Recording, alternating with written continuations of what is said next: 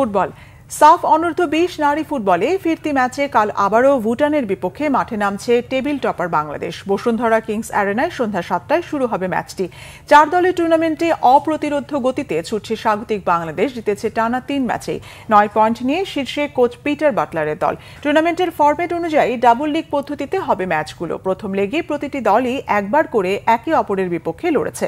দ্বিতীয় লেগে আবারও মুখোমুখি হচ্ছে দলগুলো। বাংলাদেশ সবশেষ খেলেছে ভুটানের বিপক্ষে। বৃষ্টির কারণে বিরল ইতিহাসের সাক্ষী হয়েছে সেই ম্যাচটি।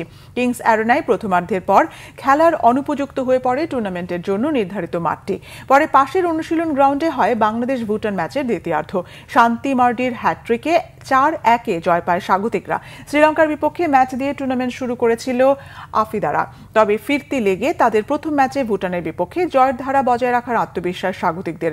লাল কার্ডের কারণে আগের ম্যাচে নিষিদ্ধ থাকা সাগরিকা ফিরছেন পরের ম্যাচে। ডাবল লিগের এই টুর্নামেন্টে টেবিলের সর্বোচ্চ পয়েন্ট পাওয়া দলই জিতবে শিরোপা। গতকালকের ম্যাচটা একটু কঠিন ছিল, কারণ প্রথম মধ্যে খেলা হয়েছে এক মাঠে, তারপর সেকেন্ড হাফ হয়েছে আরেক মাঠে।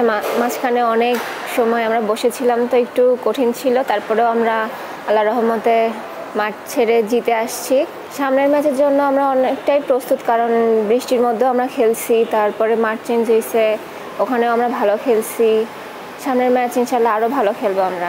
আমাদের মেয়েরা এখন ফুরফুরা মেজাজি আছে। আমাদের আজকে রিকভারি সেশন ছিল, আমরা স্ট্রেচিং করেছি এবং সুইমিং করেছি। তো আমাদের মেয়েরা আফটার ওভারঅল সবাই ভালো, আর নেক্সট ম্যাচের জন্য প্রিপেয়ার্ড।